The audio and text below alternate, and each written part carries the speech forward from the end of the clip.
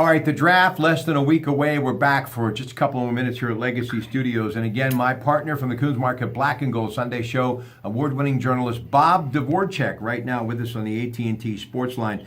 We're just going to talk Steelers and some of the things that they may be looking towards when it comes to the draft next week. Outside linebacker, changing roles. James Harrison gone. They need a true pass rusher. But also James Harrison announced his retirement. And I saw a question on social media that I have to ask, Bob. Is he Hall of Fame material? He could be. Yeah, he could be. He very well could be. I mean, his story is incredible. Undrafted, cut a couple of times, built himself back up. He authored the greatest defensive play in Super Bowl history with that 100-yard interception return, and he was a Defensive Player of the Year that one year. So he has some credentials. I think the committee will take a good look at him to see where he fits in. Steelers need a true pass rusher. Would you agree? I think they need the inside linebacker to replace, because of Ryan Shazier's injury. They could also use some help on the outside, in my opinion. Yeah, I think linebacker is going to be probably the primary area of focus for the Steelers in this draft if they can get their right guy. If not, then they may go for a safety rather than a cornerback. I think they're set at corner, but they could use some help at safety. So those are the two big areas that I see the Steelers focusing on, and just a week away, like you said. All right, yeah, wide receivers. Bryant trade, always a possibility. Eli Rogers still not up to par, and Darius Hayward-Bay still with speed, better than most, but pretty much is going to be a role player if he makes the team. So do you think this team that's been known for wide receivers and some great ones throughout the years, including Antonio Brown of late, could actually be looking for a wide receiver in the draft?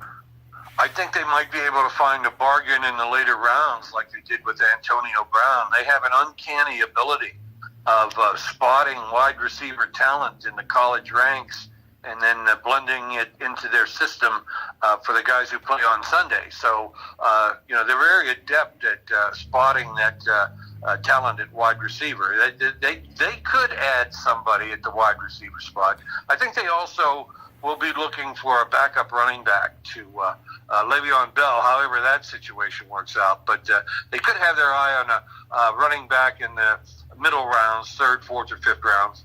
You know, one of the things that I keep hearing about Juju Smith-Schuster, long-term, like a Hines Ward, like a Jerome Bettis, someone that will stay here, play here, and retire here. Has he made that much of an impact, Bobby?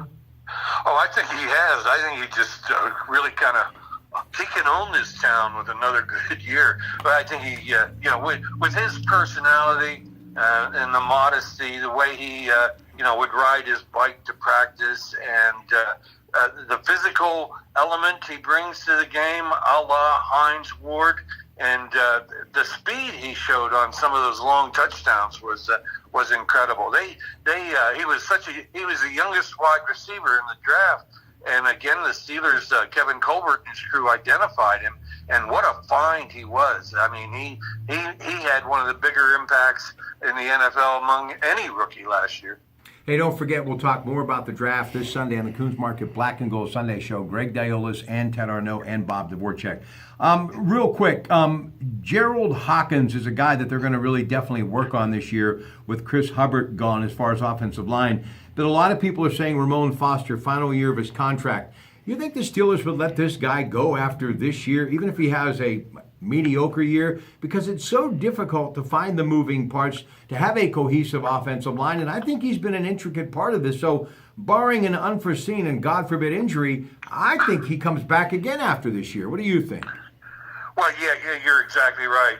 Finding those offensive linemen and to develop them takes some time. They're projects, and I think the Steelers are really have, after a couple of years of work, have really settled into a lot of stability on that offensive line. And I know they lost Chris Hubbard to free agency, so I think it's really important for them to key in on veterans like Ramon Foster. Yeah, I could see him coming back easily. Okay, we'll have some fun talking draft this week on the Coons Market Black and Gold Sunday Show. And of course, you can always join us along with Bob Dvorak, Greg Dalis, and Ted Arnaud. Bobby, always a pleasure. Thank you, sir, for joining us, and have a great evening.